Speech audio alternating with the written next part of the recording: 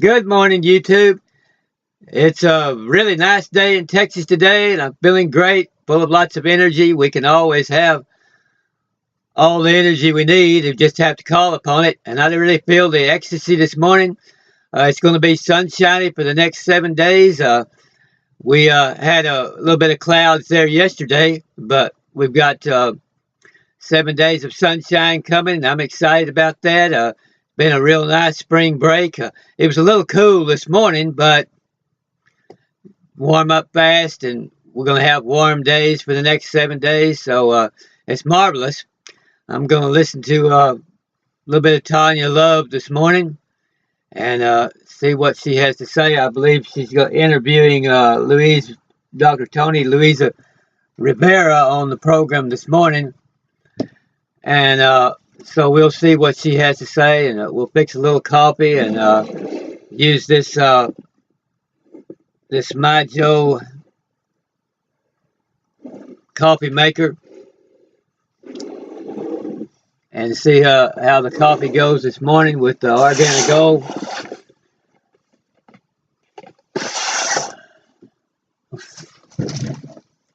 See what she has to say.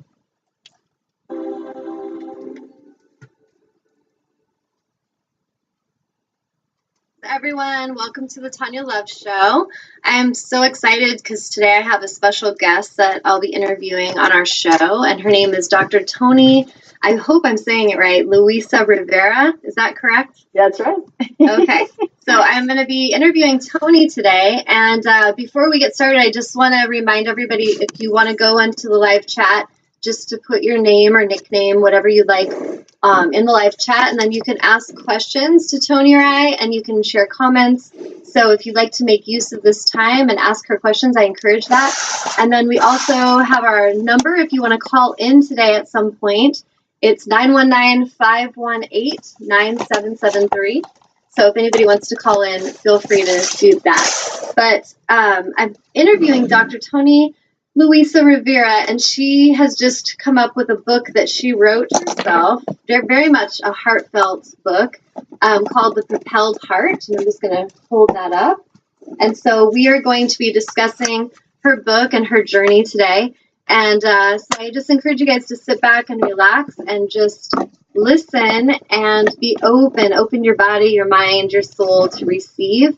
And we're just going to kind of play with this from a very heartfelt space and have a soul conversation. So first, I just want to welcome you, Toni. Thank you so much for joining us live today. Well, thank you so much for having me. It's such a pleasure to be here with you. Yes, it's so fun. And her and I were chatting a little bit before the show, and I was kind of like, oh, I want all this on the show, but it'll all flow because it's beautiful and it's all going to be perfect. But first of all, why don't you go ahead, because I could just read the bio that they sent me, but I'd love it if you just want to introduce from your heart, like a little bit about your journey and what brought you to writing this book, and then we'll just kind of go from there. Well, I always was interested in helping others, and when I discovered chiropractic, I knew that from the first I met the first chiropractors, I said, oh my God, that is for me. The body heals itself, and I met the chiropractors in July, had never heard of chiropractic, applied in November, went to school in January, and started my first practice in Puerto Rico in 1985. And I grew up in Puerto Rico after my dad retired from the Air Force down there. And that first practice, I was in a remote area, and there were no other chiropractors or no alternative anything of any kind. So I was inundated, and I saw many, many, many people, and I noticed a pattern that when an emotional or mental issue would reoccur in their life, they had the same physical problem would also reoccur. So I started becoming interested in knowing what could I do to facilitate people discovering their mental, emotional issues and thereby bypass having a physical problem. And I discovered Rubenfeld Synergy, Alana Rubenfeld.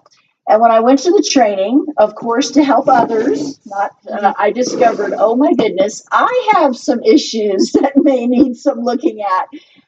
And that's when I started to have memories come to me, and I wasn't sure what had happened. I knew something had happened. I realized I had a very specific reaction to being touched myself after me touching many, many people. It was when I was touched in a very specific way with the Rubenfeld synergy.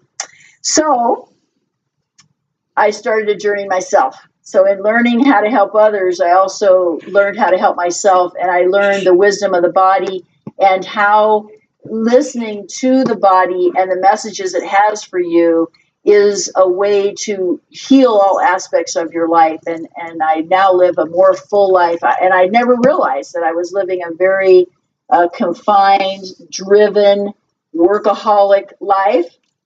And I couldn't say no to anyone. As we were talking about boundaries, and I'm sure we'll talk more about that, but that's in a nutshell. And then, the book, I ended up leaving Puerto Rico and coming to Santa Fe, New Mexico, and continue my healing journey. And a couple years ago, something hit me, and I said, now's the time to write a book. It's time to share these lessons. And I didn't expect to include my own story, but as I was writing the book, that personal story kept coming up, and that inner child, is that I'm telling my story, and so the first part of the book is a brief memoir of what happened to me. The subtitle of the book is Moving from Injury to Insight. So I detail the injury that occurred, and then my transformation, and then the second part of the book is self-help guide for others to be able to work with themselves. Well, and I read your book, and I actually feel like you were really wise to listen to your inner child, because I feel like what helped me connect to your book so deeply at a heart level is the fact you did share your personal story. And I feel like personally reading through it, like we were discussing before, it just so mirrored my own life in so many ways. And you sharing that personal piece was really beautiful and powerful. And then I also loved how at the end you do have just very easy hands-on techniques and exercises, like I was saying, similar to like as a yoga teacher when we're guiding students in meditation, as a healer when we're walking them through kind of like an altered state of consciousness, as a shamanic healer we're helping them tune in and access and connect and feel the emotion. So I love how you were wise to use both parts and to really put both those in there, because sometimes there are books that are very informative with modalities of healing, but they're not at all personally connected. And I feel like you were really wise to put that personal connection, because it helped me to really feel you and understand you even more as a human and what you've gone through. And I think that that's a piece that sometimes is missing from books that are to help people. So, yay, I think you did an awesome job on that. Thank you so much. I have had really good response and feedback to people feeling personally connected, and I think that's so important, don't you? When you're trying to reach others, that if I am able to say this is who I am and all my glory, or Yeah. from the injury to insight, and then giving that message that we're all on this journey of being human. And so absolutely. Well, and that's the same thing on my weekly shows, that anyone who's been following and watching the shows for a while, they see that I'm very much human and real, and I'll share my story as well, but then also the wisdom that I've learned through the journey, and how my heart's desire is to help other humans to find healing and wholeness as well. Because when you've been through struggle, which I think sometimes people, they can see us differently as healers, or you as an author or a doctor, they can kind of put you on a pedestal and project this image of perfection upon us that isn't really what we're doing, but it's kind of where they put us. And then it kind of creates a separation. And so I love how you sharing that from your heart's truth. And that's my intention with the show every week, is just to be right from the heart. And some people might be like, what? I can't believe she's saying that. But I just feel like that's what's the difference between when you said you couldn't say no to anyone. You're kind of taught to people please. And that is from the abuse. That is from, having those boundaries not honored. And so it's so beautiful that you discovered that and could connect the dots on that so that you could have your power back, you could have your freedom back. So I'm just so happy for you that you had that journey that helped you heal. Thank you so much. I think it is something that, we can't make the past go away. And it has made us who we are.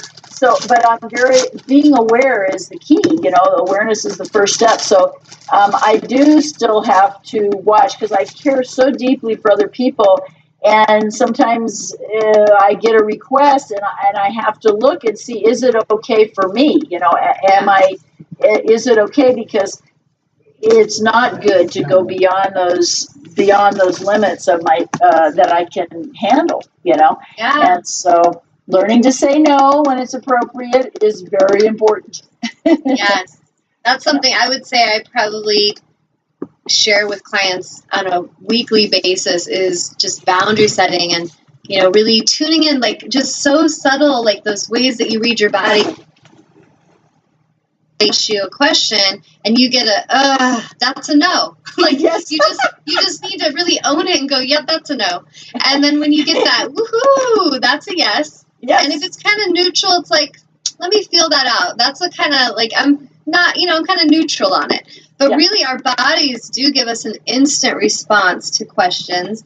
And if we just can honor that truthfully, we're going to have such a more enjoyable, authentic life. And I feel like it's beautiful because your journey, you explained about an abuse that happened. And I feel like, so many of us and the people that we look up to in life that are often warriors of light, I call them, have been abused and they've gone through a lot of darkness. And it's what's cultivated that power and that strength, that intuition, that discernment, It's like it created the warrior in us because it was kind of like the new Star Wars, like evolve or die. Like you're going to either learn that you have Jedi powers or you're not. But it wasn't because we took a workshop and we just like, I want to, just be a healer. It was, we learned this. And I feel like it's so beautiful that you're showing that journey is there because I think that helps people to not put us on a pedestal, but to really see that we're right there with them. We're just, we're maybe more wise than we used to be, but we're not better than them. And we don't want to even be put there because it creates separation. Exactly. And I love what you're saying because the body, and this is one of my things I see in my practice that's so interesting. A lot of times, especially, I don't know, in the last few years, because of the way our society is, it seems like people almost, when something happens with the body, there's a feeling or a sense that the body's doing something to them. Like, what's my body doing? Why? I didn't do it. Why does my body like me? Right. As if they're a victim of their body. But actually, the body's trying to get your attention. And the body has that wisdom within. And I do believe it is intuition. Intuition being, I define it as the bridge between the all-knowing soul and the ego.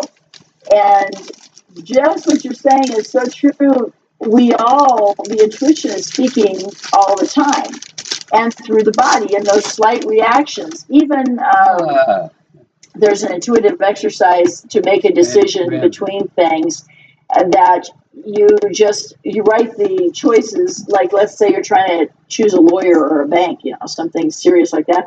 You put the names of them on different pieces of paper and fold it up so you can't see it. And then you have a list of questions that are important for that decision. And then you just take one of the pieces of paper and hold it and ask those questions, and your body will respond. You might get a headache, you might get hungry, you might have a twitch here or there, your heart might hurt, your gut. But it's purely the body. Your mind is blindfolded because the paper is folded. You can't see the name. And then you make responses of your body. So to get the intellect out of the way and purely learn to listen to the body, just like you're saying, how it's saying no or yes instantly. If you have to sit and think about it, that was a no. You're just trying to make it okay. Yeah, I love that. It's so, like, I feel like it's so important because, spiritually I'm always sharing how we're evolving as humans, and on this planet we're evolving and we're changing. And I feel like a big part of what's changing is we are coming back to this very